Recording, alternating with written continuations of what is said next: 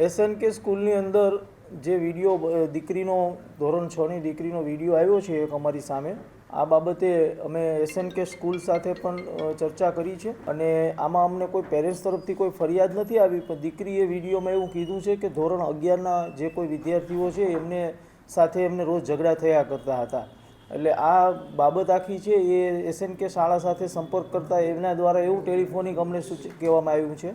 કે એ અહીંથી સ્કૂલ છૂટ્યા બાદ એ કંઈક રસ્તામાં એમની વચ્ચે ઝઘડા થતા હશે, પરંતુ શાળાએ આ બાબતે અમને અત્યાર સુધી બીજી કોઈ વિગતો અમારા ધ્યાન સુધી લાવી નથી. આ બાબતને ધ્યાનમાં લઈ અને આજે જ્યારે અમને આ વાત ધ્યાનમાં આવી છે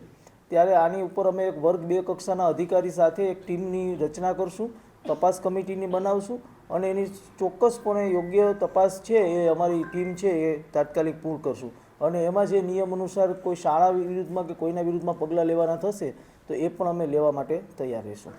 ના, હાલ તો હજી અમારી પાસે વિડીયો હમણાં આવ્યો છે અને આ તપાસ હજી તો અમે આજથી આરંભીએ છીએ, એટલે આ તપાસ કર્યા બાદ આગળની કાર્યવાહી એમાં કરવામાં આવશે. આ બસ અંદાજિત, એટલે આમાં જેટલી તાત્કાલિક અસરથી અમારી જેટલી તપાસમાં પૂર્ણ થાય એટલી અમારે વહેલામાં વહેલી આ તપાસ પૂર્ણ કરવી છે.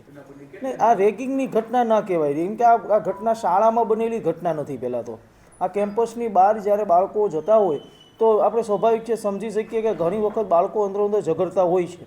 અને આ જે છે એમાં દીકરીએ જે પોતાના વિડીયોમાં કહ્યું છે કે ભાઈ અમને આ વારંવાર અમારી સાથે આવી રીતના 11મા ધોરણના બાળકો છે એ અમારી સાથે ઝઘડા કરે છે, એટલે એ બાબતને ધ્યાનમાં રાખી અને આની યોગ્ય તપાસ અમે ઊંડાણપૂર્વકની તપાસ આદરીશું.